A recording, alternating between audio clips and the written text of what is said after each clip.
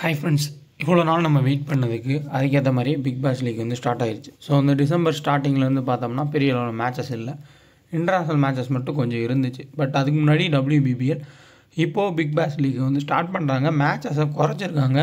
நான் முன்னாடியே ஷெடியூலு அதுக்கப்புறமா ஸ்குவாடு எல்லாமே டெலகிராமில் போஸ்ட் பண்ணியிருப்பேன். இப்போது ஃபஸ்ட்டு மேட்சுக்கான ஃபுல் டீட்டெயில் பார்க்கலாம். நான் ஆல்ரெடி முன்னாடி சொன்ன மாதிரியே கிராண்ட் லீக்கும் நம்ம டார்கெட் வச்சு போகலாம் அப்படின்னு. ஸோ முடிஞ்ச அளவுக்கு கிராண்ட் லீக்கான எல்லா டிப்ஸுமே வந்து கொடுக்குறேன். ஸ்மால் லீக்கும் பெஸ்ட்டான டீமை கொடுக்குறதுக்கு கண்டிப்பாக ட்ரை பண்ணுவோம். இந்த சீசன் ஃபுல்லாமே வந்து பெஸ்ட்டாக இருக்கும்னு நம்புவோம். கண்டிப்பாக BBLல நீங்கள் நல்லா யோசிச்சிங்கனாலே IPLலும் டஃப் இருக்காது. இம்பேக்ட் சப்பு அப்படிலாம் எதுவுமே இல்லை. நீங்கள் கரெக்டாக யோசிச்சிங்கன்னா டீம்ன்றதை எடுக்கலாம். பிச் ரிப்போர்ட்டுக்கு ஏற்ற மாதிரி ஆஸ்திரேலியன் கண்டிஷன்ஸில் எப்போயுமே எடுத்தால் ஒர்க் ஆகும்.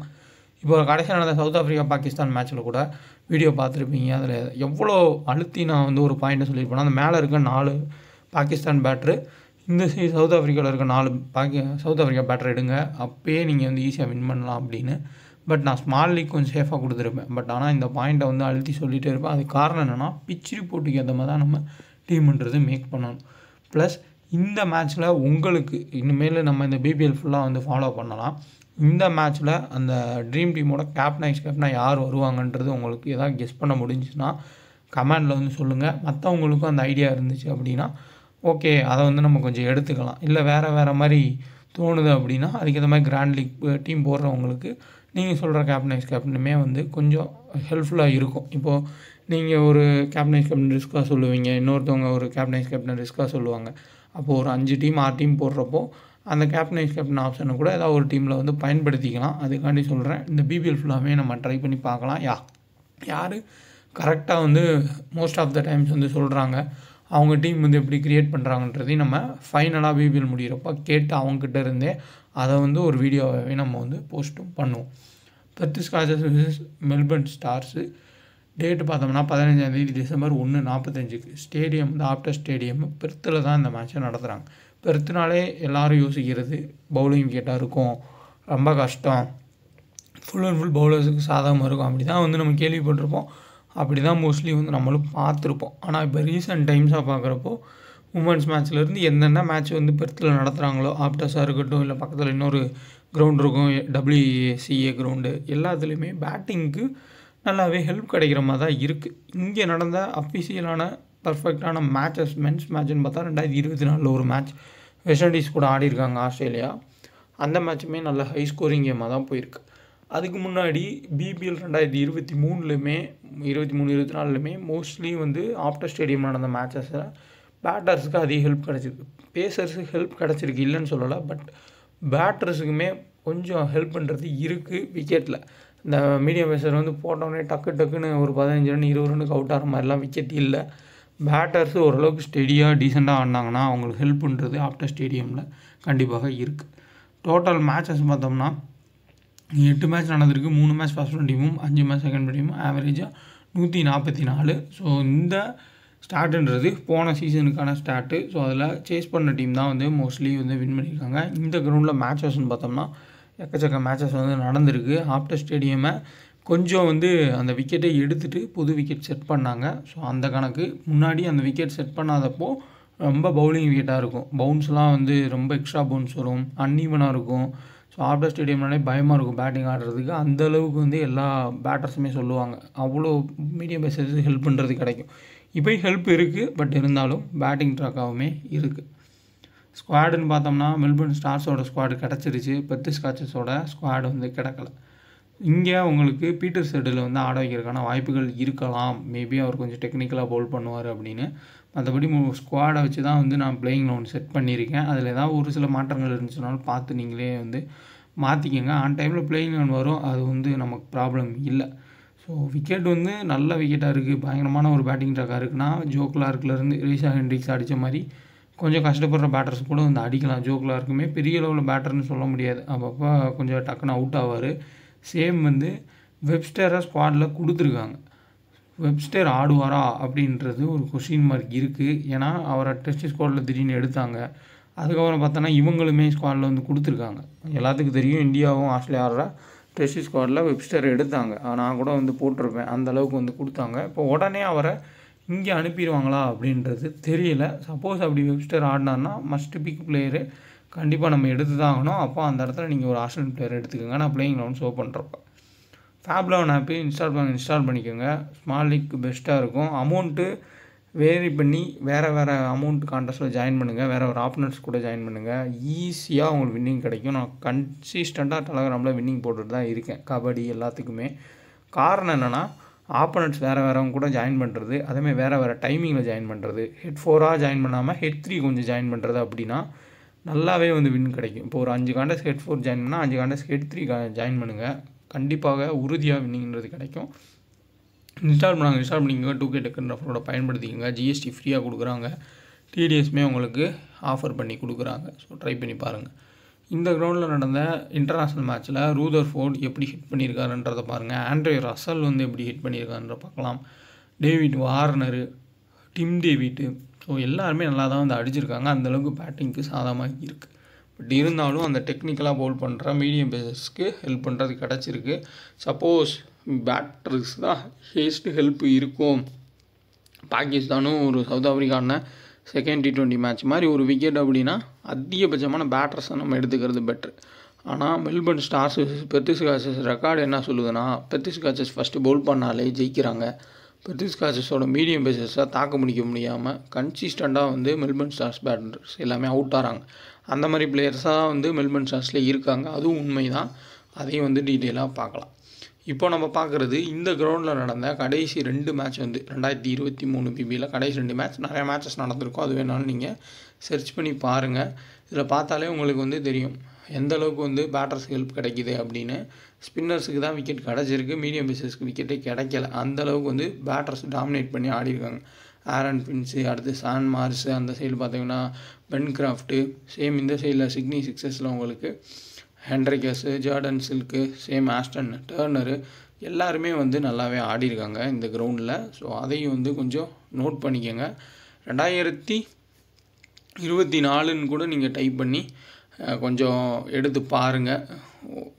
ஃபுல் அண்ட் ஃபுல் ஸ்கோர் கார்டுன்றது உங்களுக்கு கண்டிப்பாக கிடைக்கும். அதுலேயும் நீங்கள் வந்து பார்த்துக்கலாம். ஸோ நான் எடுத்த வரைய இப்படி தான் வந்து கொடுத்துருந்துச்சி. ஸோ நம்ம இன்னுமே வந்து ஃபுல் டீட்டெயில் வந்து பார்க்கணுன்னா பார்த்துக்கலாம். அதுக்கு நீங்கள் பண்ண வேண்டியது BPL score card last season அடிங்க. அதெல்லாம் ஆஃப்டர் ஸ்டேடியம் நீங்கள் பார்த்தீங்கனாலே உங்களுக்கு எப்படி மேட்சஸ் போயிருக்குன்றது தெரிஞ்சுக்கலாம். மீடியம் பேசர்ஸுக்கு சப்போர்ட்டுன்றது இருக்கும், பட் ஆனால் பேட்டர்ஸுக்கு நல்லாவே ஹெல்ப் பண்ணுறது கிடைக்கும். ஸோ அதே மாதிரி தான் இன்டர்நேஷ்னல் மேட்சஸ்லேருந்து டொமஸ்டிக் மேட்ச் வரையும் இந்த கிரவுண்ட் நடந்திருக்கு. ஆன் டைமில் பிச் ரிப்போர்ட்டு கொடுப்பாங்க, லைனப்பும் வேகமாகவே வந்துடும். அப்போ நம்ம பிச் ரிப்போர்ட் பார்த்து கூட டீமுன்றதை மேக் பண்ணிக்கலாம். மெல்பர்ன் ஸ்டார்ஸ் பெஸ்ட்டு ஸ்காட்சஸ்ஸு பிளேயிங் 11 வந்து பார்ப்போம். மேபி இதான் எதிர்பார்க்குற பிளேயிங் 11 மாற்றங்கள் வந்தாலும் வரலாம். பிளேயிங் 11ல் ஜோ கிளார்க்கு, அடுத்தா டாம் ராஜர்ஸு, ஹேப்பரு, அடுத்தா வந்து Maxwell, Stoinis, Cartwright, Usama Mir, Tom Curran, Peter Siddle, Adam Milne, Joel Paris. Mostly இதான் வந்து பிளேயிங் 11 இருக்கலாம். இல்லை ஏதாவது மாற்றங்கள் வருது அப்படின்னா இந்த இடத்துல உங்களுக்கு வெப்ஸ்டர் ஆடலாம் ஹேப்பருக்கு பதிலாக. ஏன்னா உங்களுக்கு ஜோ கிளார்க்குமே வந்து கீப்பருன்றதுனால வெப்ஸ்டரை இங்கே கொண்டு வந்தாலும் கொண்டு வரலாம். பெர்திஸ் உங்களுக்கு பிளேயிங் 11 பார்த்தோம்னா ஃபின் ஆலனு கிட்டத்தட்ட ஒரே category player. Joe Clarke, Finn ஆலனா அடிப்பாங்க, இல்லை ஃபஸ்ட்டு பால் அவுட் ஆகிட்டு போகக்கூடிய பிளேயர்ஸு. கர்பர் கர்ன்லி, இன்னும் மெயினான பிளேயர்ஸ் நிறைய பேர் வர வேண்டியது இருக்குது. எல்லாம் டெஸ்ட் மேட்சஸ் ஆடிட்டு இருக்கிறதுனால இருக்க பிளேயர்ஸை வச்சு செட் பண்ணியிருக்காங்க. ஹார்டி, அடுத்தா வந்து ஹர்ஸ்ட்டு, அடுத்து பார்த்தோம்னா Ashton Turner, option, Ashton Agar, Richardson, Andrew Tye, Lance Morris, அதுக்கப்புறமா ஜேசன் பென்ட்ராஃப். இதுதான் வந்து மோஸ்ட்லி இவங்களோட பிளேயிங் 11 இருக்கும். தொடர்ந்து பாருங்கள், ஃபுல் டீட்டெயில் பார்க்கலாம். ட்ரம்ப் கார்ட் பிக் யார் கிராண்ட் லீக்கில் ட்ரை பண்ணலாம், எப்படி வந்து டீம் மேக் பண்ணலான்றதையும் பார்ப்போம். ஃபுல் ஸ்டார்ட்டுமே இருக்குது. லைக் பண்ணிட்டு பாருங்கள், சப்போர்ட் பண்ணுங்கள். கரெக்டான டெலகிராமை பார்த்து ஜாயின் பண்ணிக்கோங்க. நம்ம டெலகிராம் சேனலில் ஜாயின் பண்ணாமல் ஜாயின் பண்ணிக்கோங்க. டிஸ்கிரிப்ஷனில் லிங்க் இருக்குது, சர்ச் பண்ணி ஜாயின் பண்ணுறவங்க 2K ஃபேண்டசி சர்ச் பண்ணுங்கள். டெலகிராமில் இந்த அட்ரஸை மட்டும் பார்த்துக்கோங்க. ஒன்லி ஃப்ரீ டீம்ஸ் தான் கொடுத்துருக்கோம், அது மென்ஷனும் பண்ணியிருப்போம். ஃப்ரீ டீம்ஸ் மட்டும்தான் வந்து கொடுப்போம். அதேமாரி நம்ம உங்கள்கிட்ட பேச முடியாது, அதை வந்து புரிஞ்சுக்கோங்க. நம்ம நேம் யூஸ் பண்ணி யாராவது பேசுனா மாட்டிக்காதீங்க. ஒன்லி நம்ம டெலகிராம் மட்டும்தான். அதுவும் இந்த டெலகிராம்லேயுமே நம்ம யாரு கூடயுமே பேச முடியாது, நீங்களும் எங்கள் கூட பேச முடியாது. இதுவே வந்து சிம்பிளான ஒரு லாஜிக் தான். ஸோ அதனால் கரெக்டான டெலகிராம் பார்த்து ஜாயின் பண்ணிக்கோங்க. ஃபைனல் மினிட்டில் சேஞ்சஸ் பண்ணால் சேஞ்ச் பண்ணி ப்ளே பண்ணிக்கோங்க கொடுக்குற டீமில். இந்த மாதிரி எல்லா ஆப்ஸ்க்கான லிங்க் இருக்கும், இன்ஸ்டால் பண்ணிக்கோங்க. அதேமாரி பிபிஎல் வந்து ஸ்டார்ட் ஆக போகுது, அதுக்கான ஃபுல் இதுவுமே வந்து நான் கொடுத்துருக்கேன். எல்லா மேட்சுமே நம்ம கவர் பண்ணுவோம்னு நான் சொல்லியிருக்கேன். கண்டிப்பாக இந்த பிபிஎல் வந்து ஒரு கிராண்ட் லீக்கே நம்ம டார்கெட்டை வச்சு மூவ் பண்ணணும். ஸோ பெரிய வின்னிங்ஸ் கிடைக்குதா அப்படின்னா கிடைக்குது ஓரளவுக்கு. இப்போ மறுபடியும் ரீஸ்டார்ட் ஆகிருக்கு. கடைசியாக இந்த மேட்ச் ஒரு நல்ல வின்னிங் கிடச்சி வின்னிங்ஸ் எல்லாமே நான் போஸ்ட் பண்ணியிருப்பேன். நான் எப்போயுமே வின்னிங்ஸ் எல்லாமே ஆப்போனட் 4 பேர் ஆடுறோம்னா அந்த 3 பேர் யாருன்னு ஷோ பண்ணி தான் வின்னிங்ஸ்ன்றதை போஸ்ட் பண்ணுவேன். ஸோ அதான் வந்து ட்ரூவும் கூட. சும்மா அப்படியே மொட்டையாக இவ்வளோ அமௌண்ட் இவ்வளோன்றது வந்து ஃபேக்காக கூட நம்ம வந்து அப்படி வின்னிங்ஸை ரெடி பண்ணலாம். மோஸ்ட்லி அப்படியுமே நிறையா ஸ்கேம் நடக்குது. ஸோ சேஃபாக இருங்க. நிறையா ஸ்கேம் நடந்துக்கிட்டு இருக்குது. ஸோ கரெக்டான டெலகிராமை பார்த்து ஜாயின் பண்ணுங்கள். ஐடியா இருந்தால் ஒரு சில பிளேயர்ஸை மாற்றி. மெல்பர்ன் ஸ்டார்ஸோட பிளேயிங் லோன் ஆல்ரெடி நம்ம பார்த்துருப்போம். இதில் நல்ல பேட்டிங் ட்ராக்காக இருக்குது அப்படின்னா ட்ரம்ப் கார்ட் பிக்ஸில் டாம் ராஜர்ஸை நம்ம யோசிக்கலாம். ஏன்னா ரொம்பவுமே லோ பர்சன்டேஜ் ஒரு பிளேயராக இருப்பார். ஆனால் அவரோட ஒரு பேட்டிங் ஸ்டைல்னு பார்த்தோம்னா கொஞ்சம் டக்குன்னு ஒரு 30 ரன் 35 ரன் வந்து அடித்து கொடுப்பாரு. ஆனால் ரொம்ப ரிஸ்க்கு தான். காரணம் என்னென்னா அந்த செல்லில் Jhye Richardson, Andrew Tye, Lance Morris, Jason பிரண்டாஃப்னு தரமான பவுலர்ஸ் இருப்பாங்க.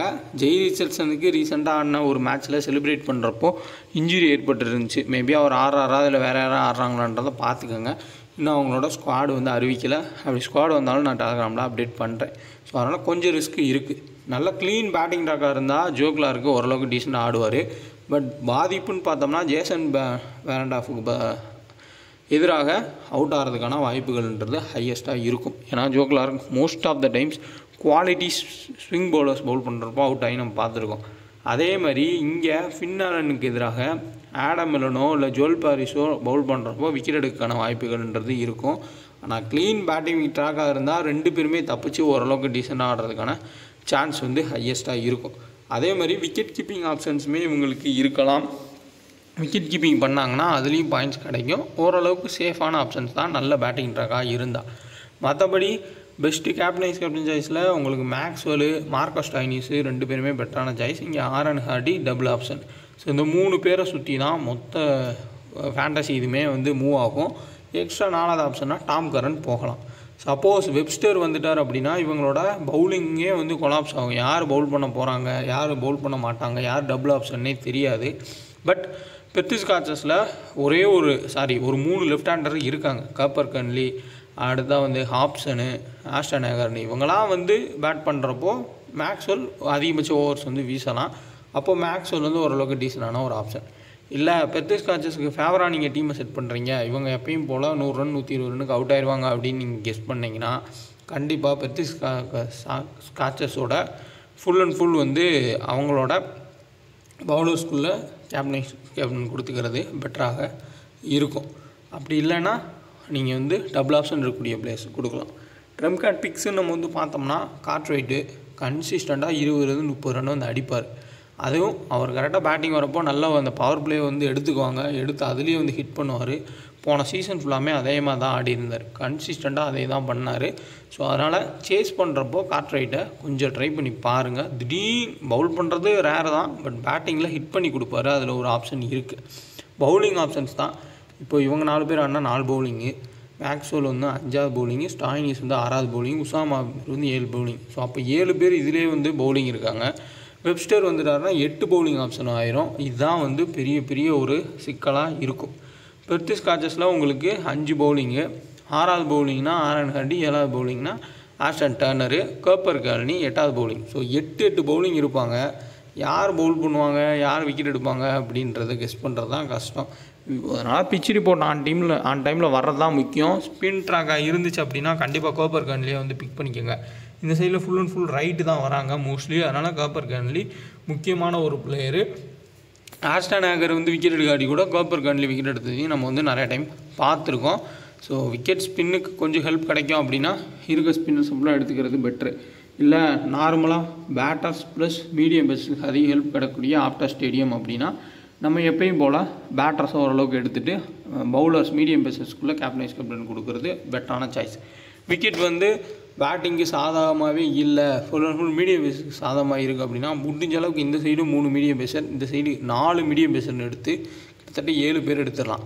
8வதாக வந்து மார்க்கஸ் ஸ்டாய்னிஸு, மேக்ஸ்வெல், ஆரன் ஹார்டி ஒரு மீடியம் பேஸ் ப்ளஸ் ஆல்ரவுண்டர் தான். 10 பேர் ஒரே ஒரு விக்கெட் கீப்பர் எடுத்துட்டோம்னா 11 பேரை வந்து நம்ம பவுலிங் ப்ளஸ் ஆல்ரவுண்ட் காம்பினேஷன்லேயே எடுத்து கேப்டனாக போகலாம்.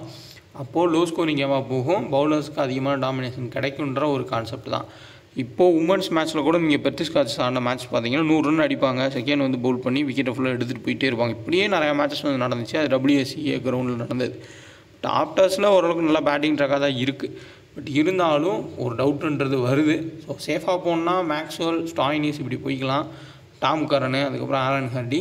ரிஸ்க் எடுத்து போகிறவங்க ஒன் சைட் டீம் செட் பண்ணுறப்போ நீங்கள் பெர்த்திஸ்காட்ஸோட கேப்டன் பவுலர்ஸ் வந்து கொடுக்கலாம். ஸோ பெர்த்து தான் வந்து ஸ்ட்ராங்கஸ்ட்டு டீமு. அவங்க தான் வந்து இந்த கிரவுண்டில் டாமினேட் பண்ணி ஆடி இருக்காங்க கன்சிஸ்டண்ட்டாக. இன்னுமே அவங்க முக்கியமான பிளேயர்ஸ் நிறைய பேர் வர வேண்டியது இருக்குது. இருந்தாலுமே நல்ல டீமாக தான் தெரியுறாங்க. அதை வந்து கொஞ்சம் பார்த்துக்கலாம். இந்த சைடு எப்படி கார்ட்ரைட்டோ அதே மாதிரி இங்கே ரஸ்ட்டு. ஸோ இவர் தான் வந்து ஓரளவுக்கு நல்ல ஒரு பிளேயரு. நல்லாவே வந்து ஹிட் பண்ணுறதுக்கான வாய்ப்பு இருக்கும். டாப்பில் விக்கெட் போனால் கொஞ்சம் அதிரடியாக ஹிட் பண்ணி கொடுப்பாரு கார்ட்ரைட் மாதிரியே. இந்த 2 பேர் வந்து 10% தான் இருப்பாங்க. 20% அதிகபட்சம் எடுக்கலாம். அதனால் இவங்களை சேசிங் வரப்போ நீங்கள் ட்ரை பண்ணி பாருங்கள். ரொம்ப லோவாக இருப்பாங்க. டாப்பில் கொஞ்சம் விக்கெட் போச்சு அப்படின்னா இவங்க அடித்து கொடுக்கறதுக்கான சான்ஸ்ன்றது இருக்கும். அதே மாதிரி பவுலிங்கில் உசாமா மிரையும் ஆஷன் ஆகரையும் யோசிக்க மாட்டாங்க. இந்த விக்கெட்டில் கொஞ்சம் ஸ்பின்னுக்குமே ஹெல்ப் கிடச்சிருக்கு நடந்த எல்லா மேட்சஸ்லேயும். அப்போ கொஞ்சம் ஏதாவது ஒரு மீடியம் பேசர் ரிஸ்க் எடுத்து கூட ட்ராப் பண்ணிட்டு ஆஸ்டன் ஆகரையும் உசாமா மிரையும் எடுத்துகிட்டு போகிறது பெட்டரான ஒரு சாய்ஸ் தான். ஸோ சேஃப் கேப்டனில் மேக்ஸ்வெல், ஸ்டாய்னிஸு, ஆலன் ஹார்டி, அதுக்கப்புறமா டாம் கரனு. வெப்ஸ்டர் வந்தால் வெப்ஸ்டரையும் நீங்கள் ட்ரை பண்ணலாம். பவுலிங்கில் பவர் பிளே ப்ளஸ் டெத்தில் பவர் பிளேயில் கண்டிப்பாக ஜேசன் பெர்னாண்டோ வந்து இனிஷியலாக வந்து ஆரம்பிச்சிருவார். டெத்தில் உங்களுக்கு ஜெய் ரிச்சர்ட்ஸுனா ஆண்ட்ரி டைம் பவுல் பண்ணுறதுக்கான வாய்ப்புகள் இருக்கும். Dance மார்சிஸ் middle. சேம் இங்கே உங்களுக்கு டெத்தில் டாம் கரன் பவுல் பண்ணுறதுக்கான வாய்ப்பு ரொம்ப ரொம்ப அதிகம். ஆடம் மில்லன் கம்பைன் பண்ணி பவுல் பண்ணலாம். பீட்டர் செடல் கம்பைன் பண்ணி பவுல் பண்ணலாம். ஆடம் மில்லனும் ஜோல் பேரிஸும் இனிஷியலாக பவர் பண்ணிட்டு அதில் டெத்தில் ஆடம் மில்லன் மட்டும் பவுல் பண்ணுறதுக்கான வாய்ப்புன்றது இருக்கும். 4 ஓவர்ஸ் யார் பவுல் பண்ணுவாங்கன்றதை வந்து கண்டுபிடிக்கிறது கொஞ்சம் கஷ்டம்தான். ஏதாவது அடி வாங்கிட்டாங்க அப்படின்னா அவங்களுக்கு ஓவர்ஸை கட் பண்ணிடுவாங்க.